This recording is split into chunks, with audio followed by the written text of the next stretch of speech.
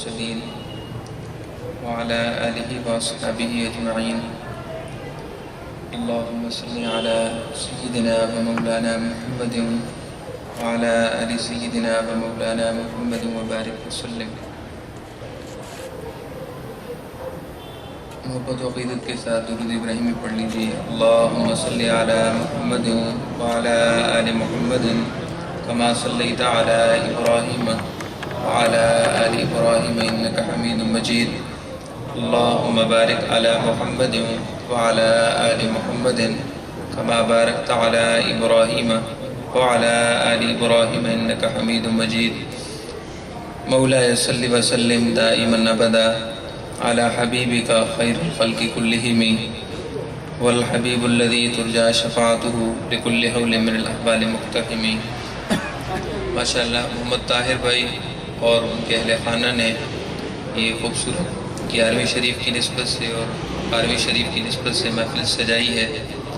اللہ رب العزت ان کی عقیدتوں اور محبتوں کو اور ہم جملہ حاضرین کی شرکت کو اپنی بارگاہ میں قبول و منظور فرمائے.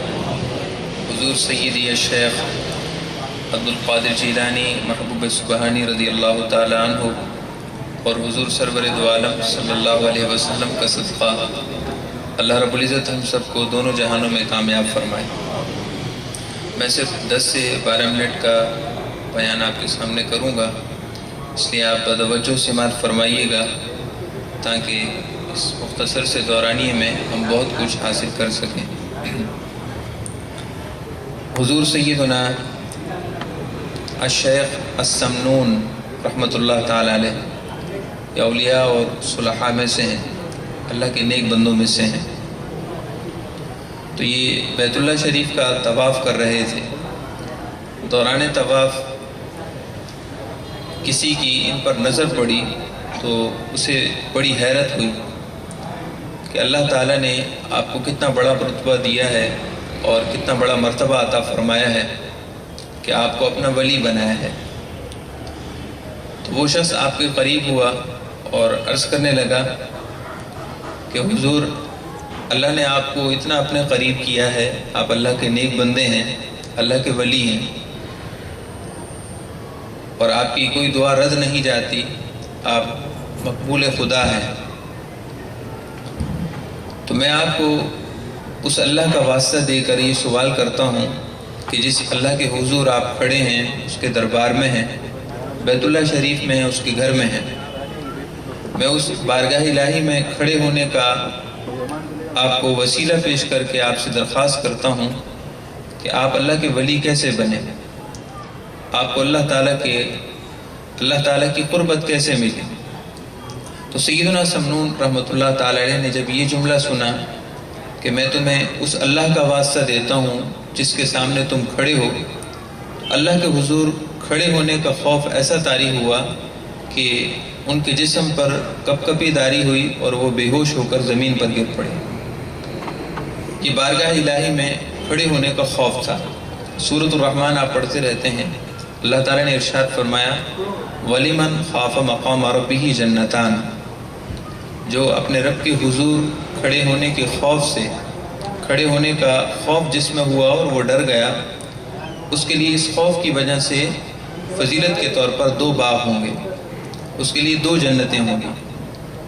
تو خوف اور خشیت بڑا اللہ تعالیٰ کا ایک فضل ہوتا ہے، لیکن عطا کسی کو ہوتا ہے. تو سیدنا سمنون رحمۃ اللہ علیہ بے ہوش ہو کر زمین پر گر پڑے. لوگ جمع ہو گئے، آپ کو ہوش میں لائے. وہی شخص آپ کے سامنے دوبارہ حاضر ہوا. اس نے عرض کی کہ حضور میرا مسئلہ حل کیجیے، میں آپ کے طریقے پر چلنا چاہتا ہوں، آپ اللہ کے ولی بنے ہیں، میں چاہتا ہوں کہ میری آپ سے محبت ہے، میں بھی آپ کی طرح ہو جاؤں. محترم سامعین کرام، محبت صرف زبانی کلامی شے کا نام نہیں ہوتا. صرف اگر جمع خرچی کا نام محبت ہوتا تو پھر سارے ہی محب ہوتے. الحمدللہ آج ہم حضور غوث اعظم رضی اللہ تعالیٰ عنہ کی نسبت سے حاضر ہیں. ہماری محبت سچی ہونی چاہیے، صرف دکھانے اور دیکھنے کے لیے نہیں ہونی چاہیے، صرف زبانی کلامی نہیں ہونی چاہیے، صرف رسمی اور صرف طور طریقے پر نہیں ہونی چاہیے، حقیقی محبت ہو. اس شخص کی حقیقی محبت تھی۔ وہ پوچھنے لگا کہ حضور اے شیخ السمنون رحمۃ اللہ علیہ، آپ اتنے اونچے درجے پہ پہنچے ہیں، میری محبت آپ سے سچی ہے، میں آپ کے طریقے پر چلنا چاہتا ہوں، آپ مجھے بتائیے کہ آپ کیسے اس رتبے پر پہنچے؟ آپ نے فرمایا کہ میں نے 4 کام کیے ہیں، میں نے 4 کام کیے ہیں تب جا کر اللہ کے اتنا قریب ہوا ہوں، اگر تم بھی 4 کام کر لو تو اللہ کے قریب ہو جاؤ گے۔ پہلا کام کیا کیا؟ آپ فرماتے ہیں کہ میرے اندر جو چیز زندہ تھی میں نے اس کو مار ڈالا، اور جو چیز مر چکی تھی اس کو زندہ کر دیا۔ میں نے پہلا کام یہ کیا، جو چیز میرے اندر زندہ تھی میں نے اس کو مار ڈالا، اور جو چیز مردہ تھی مر گئی تھی میں نے اس کو زندہ کر دیا۔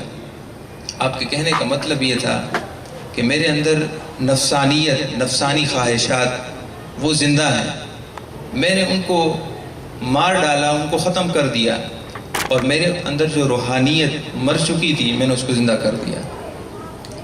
روحانیت کو زندہ کیا، اپنی نفسانیت کو مار ڈالا۔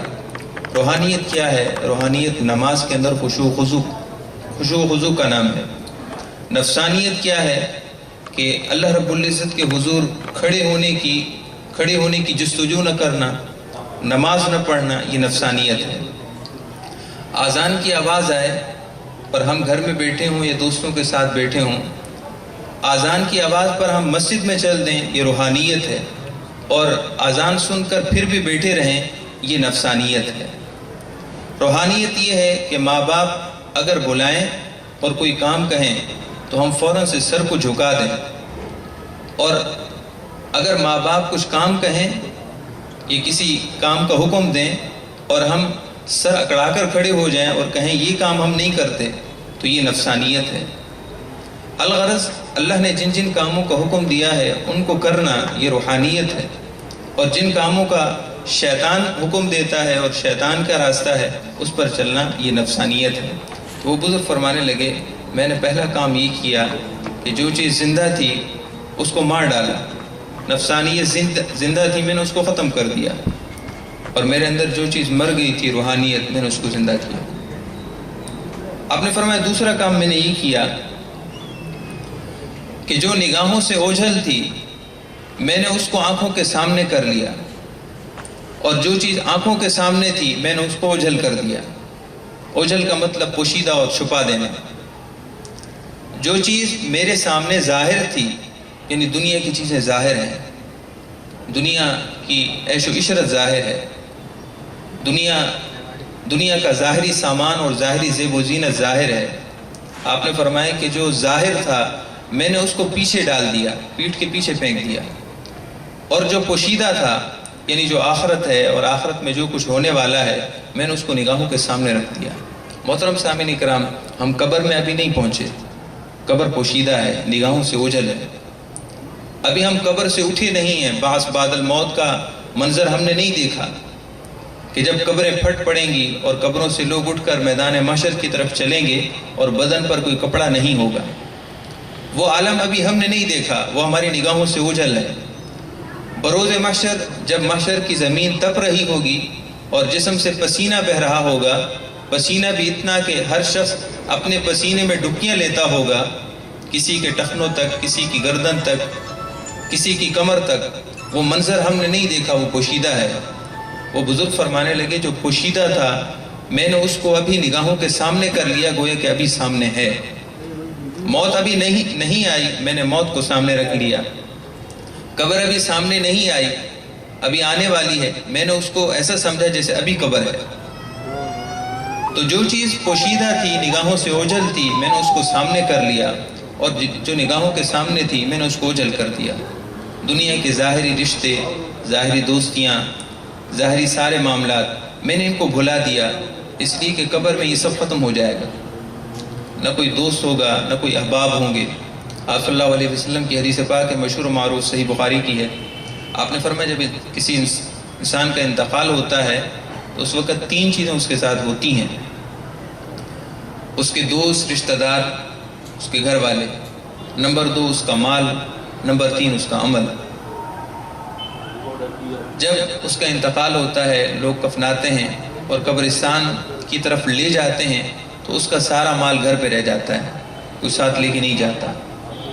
جب قبرستان پہنچاتے ہیں اور اس کی تدفین کر دیتے ہیں تو اس کے رشتہ دار، اس کے بچے، اس کی اولاد، اس کے دوست تدفین کرنے کے بعد وہ بھی واپس پلٹ آتے ہیں، تو دوست و احباب اور گھر والے بھی چلے جاتے ہیں، صرف اس کا عمل رہ جاتا ہے۔ تو ان بزرگ کا فرمان قابل توجہ ہے۔ فرماتے ہیں دوسرا کام میں نے یہ کیا، جو چیز نگاہوں سے اوجھل تھی، عمل نگاہوں سے اوجھل ہے، قبر نگاہوں سے اوجھل ہے، آخرت نگاہوں سے اوجھل ہے، جہنم نگاہوں سے اوجھل ہے، منکر نکیر فرشتے جو قبر میں آنے والے ہیں وہ نگاہوں سے اوجھل ہیں، ہمارے کندھوں پر جو فرشتے اس وقت بیٹھے ہیں وہ ہماری نگاہوں سے اوجھل ہیں۔ جو چیز اوجھل تھی، جو چیز پوشیدہ تھی، میں نے ایسے سمجھا جیسے ابھی موجود ہے، اور جو چیز موجود تھی، جو چیز ظاہر تھی، میں نے اس کو بھلا دیا، تب جا کر مجھے اللہ ملا ہے، ایسے اللہ نہیں ملا۔ یہ دوسرا کام تھا۔ آپ نے فرمایا تیسرا کام میں نے یہ کیا کہ جو چیز فانی تھی اس کو میں نے چھوڑ دیا، اور جو چیز باقی تھی اس کو میں نے اپنا لیا۔ باقی کیا ہے؟ اگر آج ہم عشاء کی نماز ہم نے نہیں پڑھی تو گھر جا کر ہم عشاء کی نماز پڑھ لیں، یہ نماز باقی رہے گی۔ کب تک باقی رہے گی؟ ہماری دنیا میں بھی باقی ہے، قبر میں جائیں گے تو قبر میں بھی باقی ہے، آخرت میں بھی باقی ہے، حتیٰ کہ یہی نماز ہمیں آخر جنت میں لے جائے گی۔ یہ نماز باقی ہے۔ اور اگر ہم نماز نہ پڑھیں اور نماز کو چھوڑ دیں اور دیگر لہو و لعب میں مشغول رہیں تو یہ سب فانی ہے، اس کا کوئی فائدہ نہ ہماری زندگی کو ہوتا ہے، نہ ہماری اولاد کو ہوتا ہے، نہ ہمارے دوستوں کو ہوتا ہے، ہم اپنا ہی نقصان کرتے ہیں۔ تو وہ فرمانے لگے جو چیز فانی ہے یعنی ختم ہو جانے والی ہے میں نے اس کو چھوڑ دیا، اور جو چیز باقی رہنے والی ہے میں نے اس کو اپنا لیا۔ یہ تیسرا کام تھا۔ اور چوتھا کام میں نے یہ کیا کہ جو مجھ سے محبت کرتا تھا میں نے اس سے محبت کی، جو مجھ سے حقیقتاً محبت کرتا تھا میں نے اس سے محبت کی، اور جو مجھ سے محبت نہیں کرتے تھے میں نے ان سے محبت چھوڑ دی۔ اب آپ بتائیے کہ ہم سے محبت کون کرتا ہے؟ ہم سے محبت ہمارا رب کرتا ہے، ہمارا مالک کرتا ہے، اور اس کو ہم سے اتنی محبت ہے کہ اگر 70 ماؤں کی محبت بھی جمع کر لی جائے تب بھی اس کی محبت سب سے زیادہ ہوگی۔ بلکہ 70 ماؤں کی مثال تو ایک مقولہ ہے، جتنی مائیں گزر چکی، جتنی مائیں موجود ہیں، جتنی مائیں آنے والی ہیں، ساری ماؤں کی محبت کو بھی اکٹھا کر لیا جائے پھر بھی اللہ کی محبت سب سے زیادہ ہے، اتنی محبت فرماتا ہے۔ حدیث پاک میں آپ صلی اللہ علیہ وسلم نے ارشاد فرمایا کہ ایک شخص گناہ کرتا ہے، توبہ نہیں کرتا، پھر گناہ کرتا ہے، پھر گناہ کرتا ہے، گناہوں کی انبار لگا دیتا ہے۔ کبھی اس کے دل میں خیال آتا ہے، کسی محفل میں بیٹھتا ہے یا کوئی حدیث سنتا ہے، قرآن کی کوئی آیت سنتا ہے کہ میں بھی تو اللہ کو پکاروں، میرا بھی تو رب ہے، اگر میں نے اتنے گناہ کر لیے تو کیا ہوا، میں اس کا بندہ تو ہوں۔ چنانچہ وہ اللہ کے حضور عرض کرتا ہے یا اللہ، تو جو آس پاس کے فرشتے ہیں نا اس کے گناہوں کی وجہ سے اس کی پکار کو چھپا لیتے ہیں، آسمان کی طرف بڑھنے نہیں دیتے۔ اللہ تو ہر جگہ موجود ہے لیکن عمل آسمان کی طرف اٹھتا ہے، اچھی چیز آسمان کی طرف اٹھتی ہے اور برائی نیچے جاتی ہے۔ تو اللہ کے فرشتے اس کے عمل کو آسمان کی طرف نہیں اٹھنے دیتے۔ اللہ تعالیٰ ارشاد فرماتا ہے کہ میرا بندہ ہے، یہ میرے پاس نہیں آئے گا تو اور کہاں جائے گا، اس کا کوئی اور دروازہ تو نہیں ہے، جس کا جو دروازہ ہوتا ہے اسی طرف آتا ہے۔ میرا بندہ ہے، گناہ اس نے کیے ہیں، اگر سچے دل سے مجھے پکارتا ہے تو اس کی ایک پکار پر میں اس کے تمام گناہوں کو معاف کر دیتا ہوں۔ حدیث قدسی ہے، آپ صلی اللہ علیہ وسلم نے ارشاد فرمایا کہ اللہ تعالیٰ ارشاد فرماتا ہے اے ابن آدم، اے انسان، تو گناہ کر کے اگر سچی توبہ کرے گا تو تیرے گناہ اگر آسمان کی بلندیوں کو کیوں نہ چھونے لگیں، لیکن اگر تو سچا ہے تو میں سب کو معاف کر دوں گا، مجھے کوئی پرواہ نہیں ہے، میری شان عظمت میں، میری شان جلالت میں کوئی کمی نہیں آتی۔ اس لیے دوسری بات یہ ذہن نشیں رہے، چوتھی بات کہ محبت کرنے کے لائق اللہ کی ذات ہے، باقی سب فنا ہے اور باقی سب ایک زوال پذیر شے ہے۔ جن محبتوں کے پیچھے ہم جاتے ہیں اور جن چیزوں کے پیچھے ہم لگے ہیں یہ ساری شہوت پرستی ہے، اور یہ صرف عمر کے ایک تقاضے تک ہے، عمر کا ایک تقاضا ہے۔ جیسے باقی طبی تقاضے ہوتے ہیں، ایک تقاضا ہے، جیسے ہی عمر ڈھلے گی، عمر ختم ہوگی، ذمہ داریاں زیادہ آئیں گی، جسم میں کوئی تکلیف ہوگی، تو یہ سب ڈرامہ ختم ہو جائے گا۔ حقیقی محبت اللہ کی محبت ہے، اور اللہ والوں کی محبت کی شان یہ ہے کہ غالباً خواجہ جنید بغدادی تھے، ایک شخص آپ کی خدمت میں آیا اور کہنے لگا کہ حضور کیا اللہ ہم سے محبت فرماتا ہے؟ آپ نے فرمایا جی ہاں، اللہ آپ سے محبت فرماتا ہے۔ آپ نے ابھی یہ جملہ مکمل نہیں کیا تھا کہ اس نے ایک آہ بھری اور اسی وقت اس کے جسم سے روح نکل گئی اور وہ فوت ہو گیا۔ آپ نے فرمایا یہ اللہ کا سچا عاشق تھا کہ جس نے اللہ کی محبت کی سچائی سنی تو اس کی روح اللہ تعالیٰ سے ملنے کی مشتاق ہو گئی، چنانچہ روح جسم سے نکل گئی۔ تو ان بزرگ کی 4 باتیں آپ دوبارہ سن لیں، اگر اللہ کو ملنا ہے، اگر اللہ کا ولی بننا ہے، اگر اللہ کا پیارا بننا ہے تو یہ 4 کام کرنے پڑیں گے، باقی سب فانی ہے، سب ختم ہو جائے گا۔ آج ہم یہاں ہیں، 50 سے 60 برس آگے چلے جائیں تو ممکن ہے کہ ہم میں سے اکثر لوگ اس دنیا میں نہ ہوں، ہم لوگ قبروں میں ہوں گے، کیونکہ ہم سے 50 برس پہلے کے لوگ وہ بھی تو قبروں میں ہیں، وہ کہاں گئے؟ وہ جس طرح آج قبروں میں ہیں، آج سے 50 60 70 برس بعد ہم بھی تو قبروں میں جائیں گے۔ تو جب یہ چیز ہمیشہ نہیں رہنے والی تو پھر ہم کیوں اپنی زندگی کو برباد کر رہے ہیں؟ اس لیے ان بزرگ کی 4 باتیں آپ اپنا لیں، نماز کی پابندی کریں، دوسروں کا دل نہ دکھائیں، اور یہ جو موٹی موٹی باتیں ہیں ان پر عمل کریں۔ 5 وقت کی نماز ہو، زیادہ بولنے سے گریز کریں، زیادہ نہ بولیں، کم گفتگو کریں، اس سے بہت سے گناہوں سے بچیں گے۔ تو وہ بزرگ فرماتے ہیں پہلی بات یہ تھی جو اندر مردہ تھا میں نے اس کو زندہ کر دیا، یعنی روحانیت مردہ تھی میں نے اس کو زندہ کر دیا، اور جو اندر زندہ تھا یعنی نفسانیت میں نے اس کو مار ڈالا۔ دوسری بات یہ کہ جو جہان نگاہوں سے اوجھل تھا یعنی آخرت، میں نے اس جہان اور اس عالم کو آنکھوں کے سامنے کر لیا، اور جو سامنے ظاہر تھی یعنی عالم دنیا میں نے اس کو آنکھوں کے پیچھے ڈال دیا، اوجھل کر دیا۔ تیسری چیز یہ کہ جو چیز فانی تھی یعنی گناہ اور لذت، گناہ کی لذت، میں نے اس کو ہٹا دیا، اور جو چیز باقی تھی یعنی اللہ تعالیٰ کی اطاعت، اللہ تعالیٰ کی طرف سے عطا کیا جانے والا ثواب، میں نے اس کو آنکھوں کے سامنے کر لیا۔ اور چوتھی بات جو محبت کے لائق تھا میں نے اس سے محبت کی یعنی اللہ سے محبت کی، باقی سب سے میں نے محبت کے جھوٹے رشتے ختم کر دیے۔ اللہ رب العزت آپ کو اور مجھے ان 4 باتوں پر عمل کرنے کی توفیق عطا فرمائے، بالخصوص جتنے دوست جتنے ساتھی موجود ہیں، اللہ تعالی ہم سب کو آج عشاء کی نماز ہی سے 5 وقت کی نماز کی پابندی کرنے کی توفیق عطا فرمائے۔